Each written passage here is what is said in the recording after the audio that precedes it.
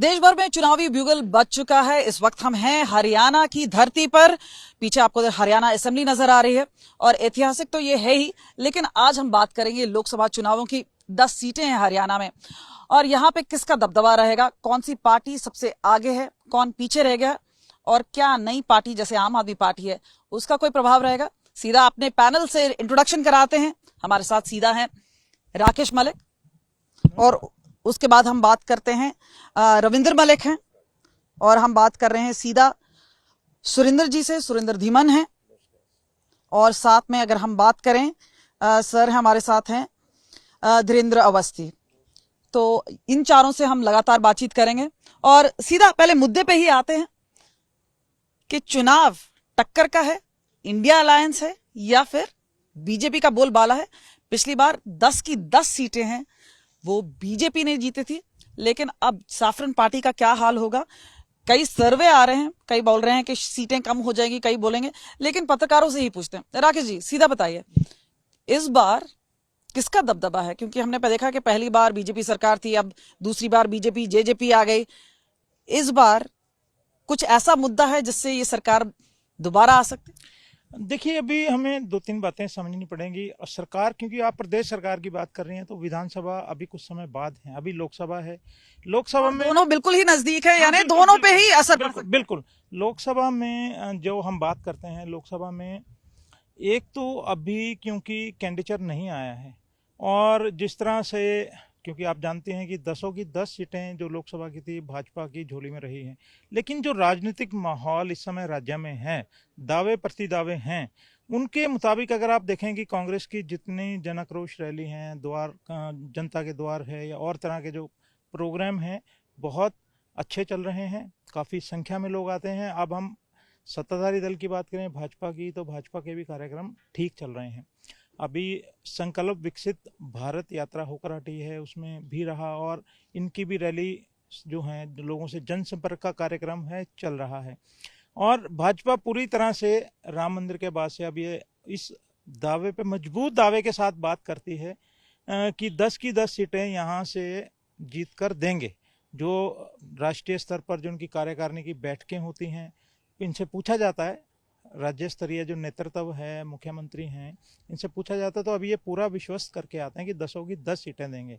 पर आजकल जो राजनीतिक जो हालात चल रहे हैं, वो दावा तो कोई भी करेगा, कोई भी मैदान में जाएगा, चुनावी मैदान में अगर पहले से ही दावे छोड़ दे तो बात नहीं बनती है। दावे हर कोई करेगा, लेकिन ये देखने वाली बात है क्योंकि इस दफे जो है मुकाबले कड़ा नजर आ रहा है।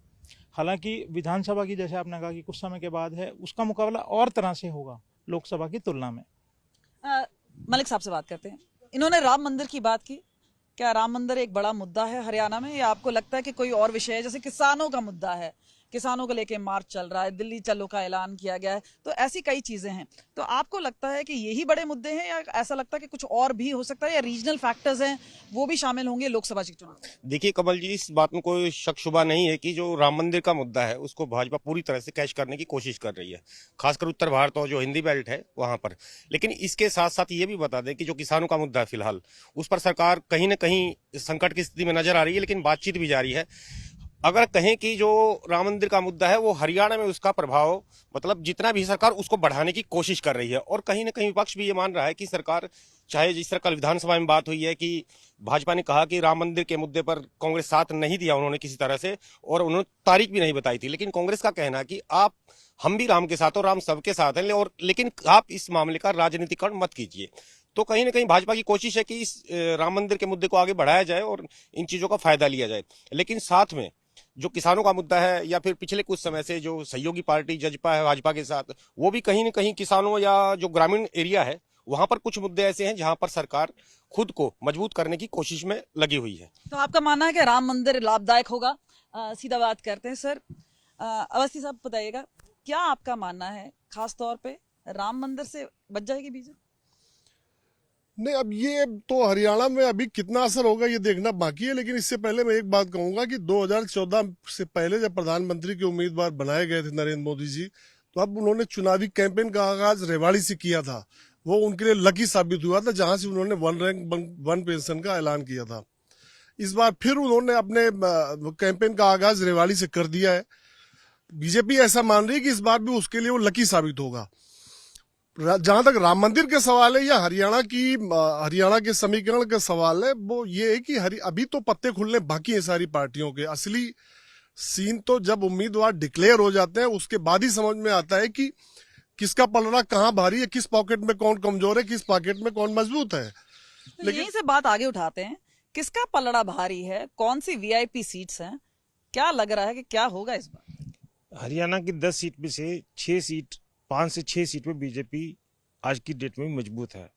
यानी आपने 50% उनको 10 साल की सरकार जो हरियाणा सरकार की है उसकी एंटी इनकम्बेंसी के बावजूद, क्योंकि लोकसभा का चुनाव है, लोकसभा के चुनाव 2019 में भी 10 की 10 सीटें बीजेपी जीतने के बाद विधानसभा में 40 सीटें आई थी। क्योंकि लोकसभा का चुनाव पीएम कैंडिडेट, पीएम के नाम, राम मंदिर जैसे आप कह रहे हो, हरियाणा में राम मंदिर का मुद्दा भी एक सीमा तक है, ज्यादा नहीं है पर एक सीमा तक है। क्योंकि हरियाणा से भी बहुत सारे लोग जब राम मंदिर को 92 में और 90 में जब आंदोलन हुआ था, यहाँ से बहुत सारे लोग गए थे।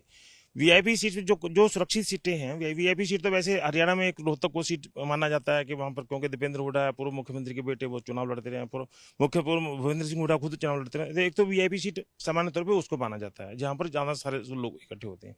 दूसरी एक वीआईपी सीट राव इंद्रजीत और कृष्णपाल गुर्जर जो कि राज्य मंत्री हैं केंद्र में। जहां तक अभी तक जो लग रहा है, कैंडिडेट आने के बाद जो सीधी बात में पता लगेगी, लेकिन आज की डेट में कृष्णपाल गुर्जर की जो व्यवस्था लोगों से डील करने की है, तो वो सीट एक, क्योंकि शहरी सीट उसमें ज्यादा, फरीदाबाद का ज्यादा बड़ा शहर है, पलवल है, बल्लभगढ़ भी उसमें शामिल हो जाता है, वो एक सुरक्षित सीट बीजेपी को नजर आती है कि जैसे वो सुरक्षित है। राव इंद्रजीत क्योंकि प्रधानमंत्री ने उनको बड़ा मित्र बता के, और उनका थोड़ा कद जो है, दक्षिण हरियाणा में यादव हैं, यादवों में वो उनके पिताजी पूर्व मुख्यमंत्री रहे हैं हरियाणा के, तो उसकी वजह से वहां पर एक पैठ है। तो रिवाड़, गुड़गांव और मेवात का जो 3 सीटें हैं, वो तो वहां पर मुस्लिम समुदाय हो सकता है, वहां पर कांग्रेस की वोट ज्यादा रहे, पर अल्टीमेटली यादवंशी जो यादव वोट है उसकी वजह से एक कांग्रेस की, बीजेपी की सीट वो मजबूत नजर आती है।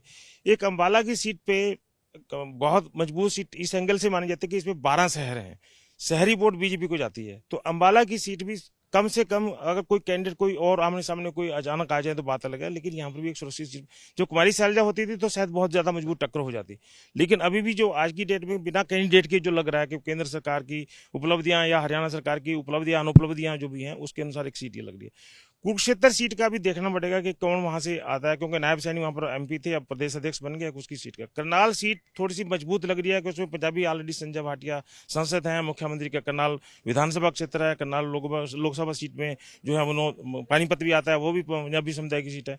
तो एक सीट पानीपत की भी मुझे लगता है थोड़ा सा ठीक लग रही है। जेजेपी के साथ बीजेपी का गठबंधन लोकसभा में होगा, एक इसके इम्पोर्टेंट बात है। जैसे बातें कह रहे हैं कि हो सकता है गठबंधन हो जाए तो 2 सीट उनको चले जाए, 1 सीट तो लव हेट रिलेशन लगता है उनका? उनका नहीं, मुझे लगता है अभी, क्योंकि इंडिया गठबंधन को देखते हुए एनडीए कहीं नहीं चाहेगा कि उसका कोई भी एक साथी बाहर चला जाए। इस एंगल से हो सकता है उनको 1 सीट या 2 सीट दी जा सके, जिसके बारे में उनका कहना है कि हिसार पे दावा चल रहा है, भिवानी और महेंद्रगढ़ की सीट पे दावा चल रहा है। मिलते या नहीं मिलते तो खैर समय बताएगा। लेकिन बात करते हैं, बीजेपी के लिए क्या इतना ही आसान होगा, क्या इस बार मुश्किल? देखिए, जिस तरह से बात वही आई कि इंडिया गठबंधन की बात है, हालांकि कांग्रेस के जो बड़े नेता हैं लगातार नकार चुके हैं।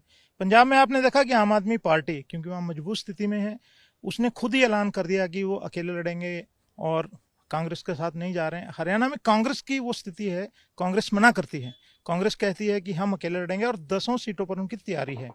और दूसरा, बीजेपी की जो बात आती है, बीजेपी का नेतृत्व जो है लगातार, जो यहाँ के प्रभारी हैं विप्लव देव, इससे पहले जो प्रभारी थे, क्योंकि वो अक्सर ये बात करते रहे हैं कि बीजेपी मजबूत है, 10 सीटें हैं। और मैं यहाँ ये भी बताऊं आपको कि जजपा के साथ भाजपा का कोई चुनावी गठबंधन नहीं था।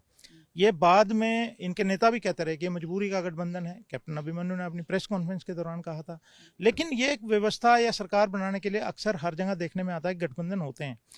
अब जजपा क्योंकि सहयोगी पार्टी है, लगातार इस प्रयास में है कि किसी तरह से उनका गठबंधन चुनावी गठबंधन हो, लोकसभा में चुनाव लड़ा जाए। जैसे डॉक्टर सुरेंद्र धीमान ने बताया था कि वो हिसार की भी बात आती है सामने, महेंद्रगढ़ नारनौल की भी बात आती है। ये बातें हैं भविष्य के गर्म में। लेकिन भाजपा अपनी 10 सीटों पर तैयारी कर रही है, 90 की 90 विधानसभा सीटों पर, क्योंकि चुनाव कुछ समय बाद है। लगातार जो बैठकें होती हैं उसमें यही उल्लेख किया जाता है कि सभी सीटों पर तैयारियां हैं। लेकिन उसमें एक जो मुख्य बात है वो अक्सर करते हैं कि सारा फैसला हम तैयार हैं, लेकिन अंतिम फैसला हाईकमान को करना है। देखो, पिछली बार जो स्थितियां थी हरियाणा में 10 की 10 सीटें बीजेपी जीत ले गई, वो स्थिति तो नहीं रहने वाली इस बार। अब ये एक अलग की बात है कि कांग्रेस 2 गेन करेगी, 3 गेन करेगी, 4 करेगी, वो क्या रहेगा। लेकिन इन सारी बातों को कहने से पहले हमें एक बात तो नजरअंदाज नहीं करना चाहिए कि किसान आंदोलन किसान सीमा पे खड़ा है। जो 1 साल दिल्ली की सीमाओं पर किसान बैठे रहे थे, वो जख्म अभी भरे नहीं है हरियाणा में लोगों के। और ये किसान आंदोलन जितना आगे बढ़ेगा, उतने जख्म वो एक बार फिर हरे होते जाएंगे। कमोबेश हरियाणा के हर गांव में, हर कोने में, हर कस्बे में इसका असर कम या ज्यादा किसान आंदोलन का रहेगा। तो हमें ये बिल्कुल नहीं भूलना चाहिए कि किसान आंदोलन जितना आगे बढ़ेगा, उतना भाजपा के लिए नुकसानदेह होने वाला है।